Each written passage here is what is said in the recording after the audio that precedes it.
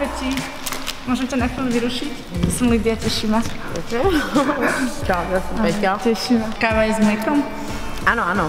Zásadne. Prvá dneska? Prvá a asi aj posledná. Ktoré je tvoje obľúbené ročné obdobie? Jar.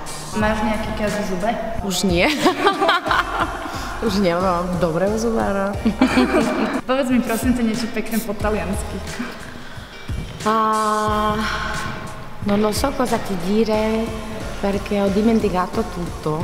A čo to znamená? Že neviem, čo ti povedal, bo som všetko zabudla. Marionety alebo maňušky? Prosím? Marionety alebo maňušky? Maňušky. Kde bola tvoja najlepšia dovolenka? V Brazílii. My sme precestovali celú Brazíliu, takže asi som sa najlepšie cítila. Neviem, asi v Riu. Facebook, Instagram alebo Snapchat? Haha, toto vy mladí sa pýtate starej brázdy. Asi Facebook. No ostatné už, ja som aj na Instagrame, ale myslím, že už nemám to myslenie, to tam nejako zásobovať nejakými vecami. Nemám na to čas veľmi. Aké 3 veci musí mať človek, aby bol úspešný?